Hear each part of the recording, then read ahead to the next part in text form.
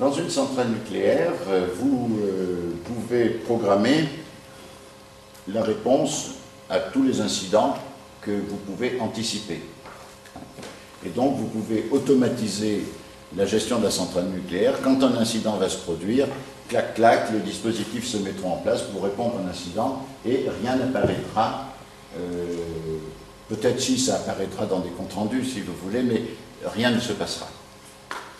Mais on s'est rendu compte que si on poussait cette automatisation jusqu'au bout, c'est-à-dire si on programme la réponse à tous les incidents, les opérateurs humains qui sont dans la salle de contrôle, ils auront quand même quelque chose à faire parce que comme on ne peut pas prévoir tous les incidents, la complexité de la nature nous dépasse. Et puis encore une fois, il peut y avoir des défauts dans la mécanique, dans les logiciels eux-mêmes. Donc il se produira des incidents, mais il s'en produira un tous les 3 ans. Si vous mettez 3 bonshommes dans une salle de contrôle et que pendant 3 ans il ne se passe rien, au bout de 3 ans, leur cervelle est vide. Ils sont incapables de réagir. Donc, qu'a-t-on fait? On a délibérément sous-automatisé la centrale nucléaire. On a laissé, si vous voulez, on n'a pas répondu à tous les incidents possibles de façon automatique, de telle sorte que les opérateurs humains aient quelque chose à faire toutes les semaines. Donc, toutes les semaines, il y a un truc qui se passe, il faut qu'ils agissent, qu'ils manipulent les commandes, etc. Comme ça, le jour où se produira un incident qu'on n'aurait pas pu prévoir et qu'on n'aurait jamais pensé, pour lequel on n'aurait jamais pensé automatiser la réponse, les opérateurs humains resteront capables de faire jouer ce que l'ordinateur n'a pas, c'est-à-dire leur intuition, leur bon sens, leur débrouillardise, leur capacité d'imagination, toute chose que l'automate n'a absolument pas. Donc vous voyez qu'il y a un art, parce que c'est très délicat ça, c'est-à-dire je vais sous-automatiser de telle sorte que les opérateurs humains puissent prendre la main et conserver leur capacité d'initiative, qui est un complément nécessaire de la puissance de l'automate. C'est un art, le bon dosage est extrêmement fin. Mais il y a d'autres conséquences, qui alors elles sont dramatiquement sous-estimées. Dans une entreprise où l'essentiel de la dépense est faite au moment de la conception initiale, au moment de l'investissement. Donc, la grande ressource, le travail qui est utilisé à ce moment-là, c'est un travail des concepteurs, de chercheurs, de découvreurs. Bon. On ne peut pas avoir avec des concepteurs des relations aussi autoritaires que celles que l'on avait pu avoir avec les ouvriers dans l'industrie. Dans l'industrie, le travail était défini, chacun savait ce qu'il avait à faire, puis ensuite on mettait des contremaîtres pour que les ouvriers fassent ce qu'on leur avait dit de faire. Point. Il y avait une séparation très nette entre une petite équipe d'ingénieurs qui était chargée de concevoir le processus de production et puis des milliers d'ouvriers qui étaient chargés de l'exécuter. Mais quand dans votre entreprise, vous avez des gens qui font essentiellement de la conception, vous ne pouvez pas les commander de la même manière qu'on commande des ouvriers qui font travailler la chaîne. Il faut savoir les écouter. Vous avez envoyé cet individu faire un travail de conception, de recherche approfondie dans un domaine particulier, il faut pouvoir écouter ce qu'il a à dire. Écouter quelqu'un en s'efforçant de comprendre ce qu'il dit, c'est tout simplement le respect, c'est le respecter. Donc on a besoin, non pas d'un point de vue moral, non pas d'un point de vue angélique et sentimental, mais d'un point de vue de l'efficacité pure, dure et réelle, si vous voulez, on a besoin de respecter les gens qui font ce travail dans les entreprises, son travail de conception. On le dit d'ailleurs assez facilement, un chef de projet qui n'est pas écouté, c'est un projet qui échoue, quoi. Un chef de projet qui sent que l'entreprise se moque finalement de ce qu'il peut faire et des difficultés qu'il peut rencontrer, c'est un projet qui va dans le mur. C'est une expérience assez courante.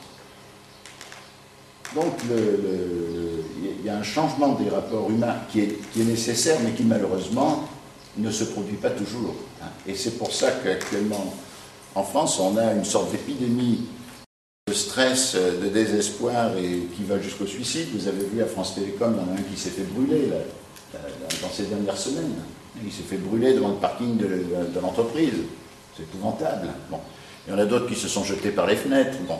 Parce que quand on fait travailler le cerveau, qui est un organe très sensible, c'est le lieu de la mémoire et de la personnalité. Quand on fait travailler le cerveau, il faut faire très attention à ce qu'on fait. Le cerveau, c'est le lieu du plaisir, c'est le lieu de la souffrance aussi. Hein.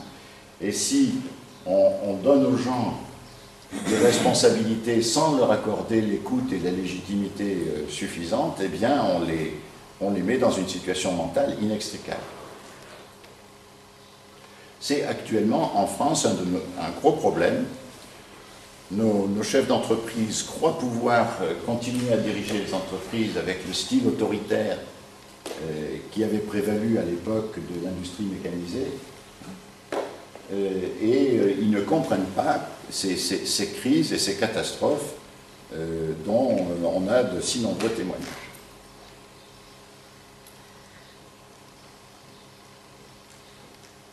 Alors, là, je vais devenir un peu économiste.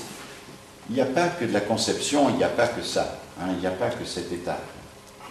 Les entreprises, ça c'est, il faut un raisonnement économique un peu développé dans ce que je vais dire là.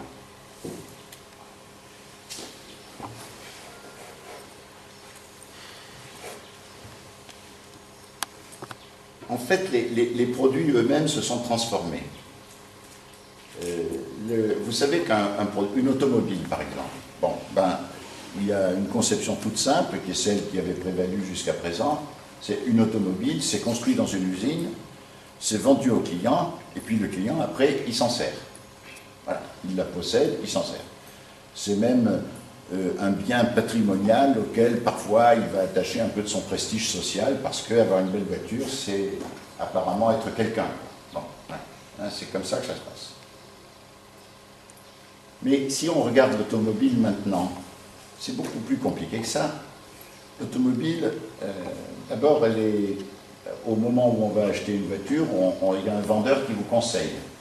Hein, votre famille, vous avez combien d'enfants, vous faites quoi comme voyage, etc. Bon, ce modèle-là va vous convenir. Ensuite, vous avez le financier qui vous fait un prêt.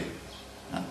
Voilà, vous avez un crédit de temps de remboursement par mois, est-ce que vous pouvez avec votre paye, etc. Bon, vous discutez le service.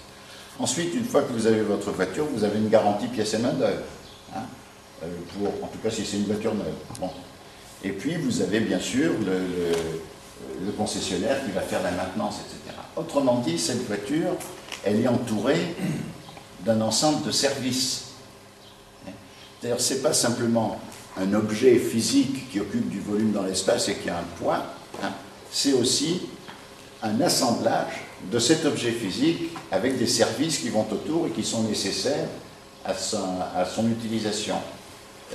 C'est certain que s'il n'y avait pas les concessionnaires et la maintenance, les automobiles, elles ne dureraient pas longtemps, hein, déjà.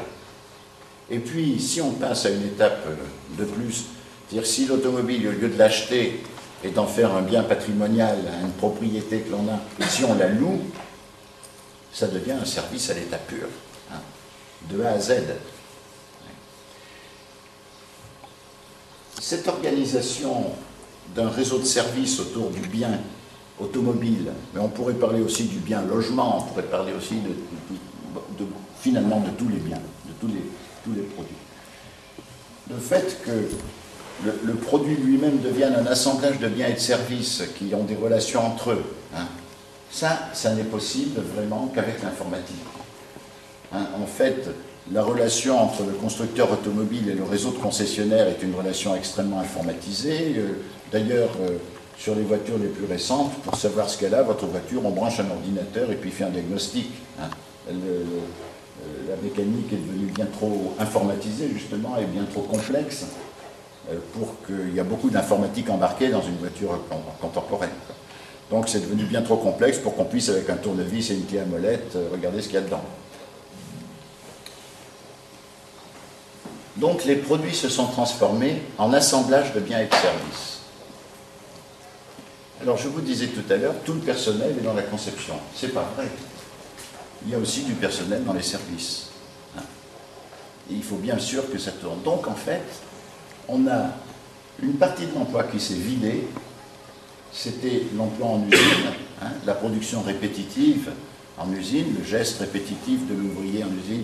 Là, ça s'est vidé et a été remplacé par des automatismes, par des robots. Il y a une très bonne émission de télévision sur Discovery Channel. Je ne sais pas si vous avez Discovery Channel au Maroc. L'émission s'appelle « Comment c'est fait ». Hein, et vous voyez comment on fabrique les jantes de roue de voiture, comment on fabrique les plaques de verre pour les immeubles, comment, enfin bref, ça nous montre comment tout est fabriqué. Et si vous regardez cette émission, vous voyez la part des automatismes, c'est tout simplement comment on fabrique une tronçonneuse. Vous voyez ce machin, tout est automatisé. La main de l'homme n'intervient à aucun moment dans cette histoire. Tout est amené comme ça, les pièces sont mises les unes à côté des autres. Donc, l'emploi s'est vidé de ce côté-là, et il se retrouve où? Dans les services, hein, et dans la conception, comme j'ai dit tout à l'heure, et dans les services. Alors, je vous disais, les gens qui sont dans la conception, il faut les écouter, sinon l'entreprise rate, elle devient inefficace. Et elle est d'ailleurs le théâtre de crises et de drames affreux. Pour les gens qui font les services, c'est pareil. Ceux qui sont dans les services, ils sont au contact avec le client. Donc ils sont, comme on dit, à la première ligne. Et à la première ligne, on apprend énormément de choses. On apprend beaucoup de choses, par exemple, quand on travaille dans un centre d'appel. Vous voyez, qu'est-ce qui cloche dans le produit? Quelles sont les pannes? Quelles sont les réclamations du client? Quelles sont les évolutions du produit qu'il demande? Beaucoup d'entreprises font une énorme erreur qui consiste à ne pas écouter les gens qui font le service, si vous voulez. Elles se privent d'un enseignement très très utile pour comprendre la demande, pour comprendre mieux que la demande, les besoins, qui ne sont pas nécessairement la même chose que la demande. Je connais une entreprise que je trouve efficace. Il y en a des entreprises efficaces qui ont bien compris tout ce que je vous raconte et qui agissent en conséquence. Où le directeur va de temps en temps au centre d'appel, il s'assied, il prend le micro-casque et il répond au client. Le même bonhomme, le directeur commercial, il va de temps en temps dans les agences commerciales et puis, alors c'est une agence de téléphonie, hein. Donc il vend des téléphones mobiles, il modifie des contrats, il regarde avec les clients comment les choses se passent. Ceux-là, ils savent où ils en sont. Et ils savent aussi comprendre le langage du client. Le langage du client n'est pas le même que celui de l'entreprise. L'entreprise, elle a un langage interne qui est codé. Hein. Le client s'exprime dans son langage à lui, qui est le langage de la vie quotidienne.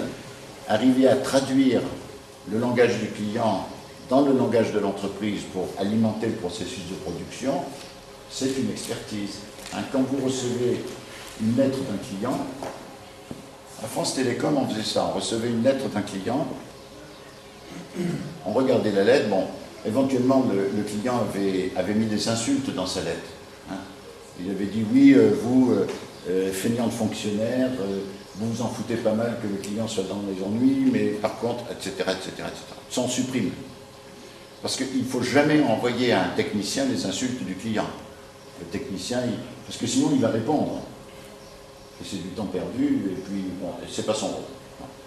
Donc, on reprenait la lettre du client, on enlevait les insultes s'il y en avait, on prenait la description de la panne, on la transcodait, si vous voulez, on la transcrivait dans le langage technique de l'entreprise, qui n'est pas nécessairement celui du client qui a constaté la panne. Hein, et on envoyait ça aux techniciens pour qu'ils fassent bien sûr la réparation, qu'ils interviennent, qu'ils fassent un compte rendu, etc. Et ensuite, on refabriquait la réponse au client en reprenant les éléments que le technicien avait donnés et encore une fois en traduisant ça dans un langage que le client puisse comprendre. En fait, le langage à l'intérieur de l'entreprise n'est pas le même que le langage à l'extérieur.